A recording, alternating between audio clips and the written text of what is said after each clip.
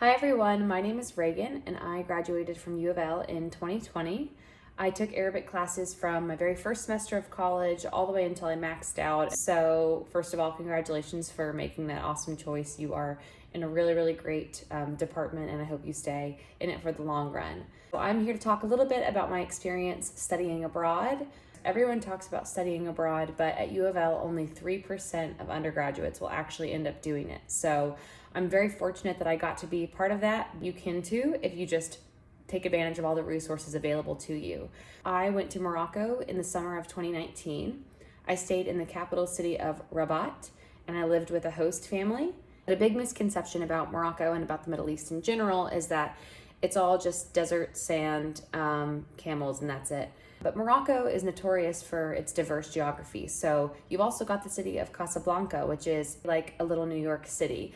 You've got the desert, mountains, oceans, and beaches, and little small villages, huge cities. It's incredibly diverse, and that's just one of the countries that you can apply your Arabic knowledge to. My knowledge was very useful when I got there. People in the Middle East and in Morocco especially are just so excited that Americans are wanting to learn their language and they couldn't wait to practice Arabic with me. It was an incredibly hospitable experience and I really couldn't wait to go back the second that I left. So that brings me to how the decision to study abroad has affected my present day life and my future goals.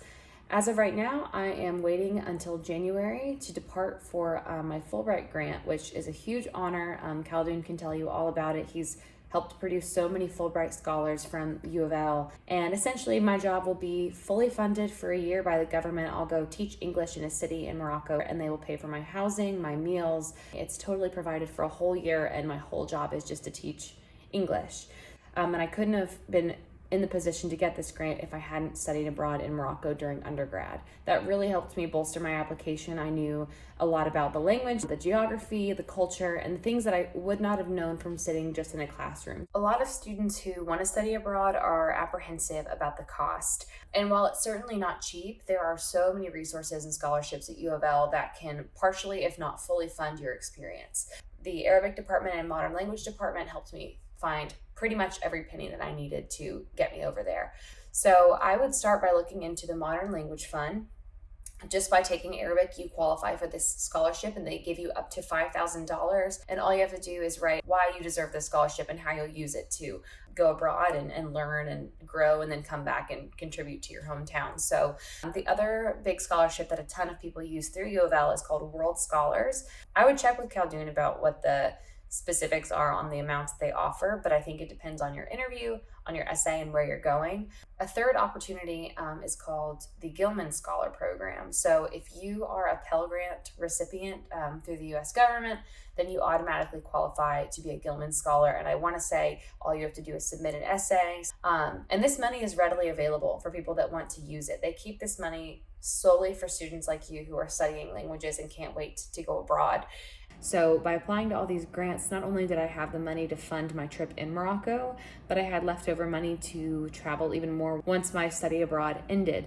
I was able to use the extra money to travel throughout France, Italy, Spain, Ireland, Malta, Germany, and the Netherlands. Traveling and studying abroad will only make you want to travel and study abroad more. The program I went through was called CIEE, the Council on International Educational Exchange.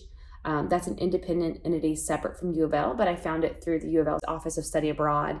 I went in there and I met with an advisor, told her what I was interested in, what language I studied, and what my budget looked like. She gave me a list of the top 3 best fitting programs, one of which was CIEE, and that is what I picked. I got to spend my summer living with a host family, fully immersing myself, and then going on excursions with other Americans during the weekends.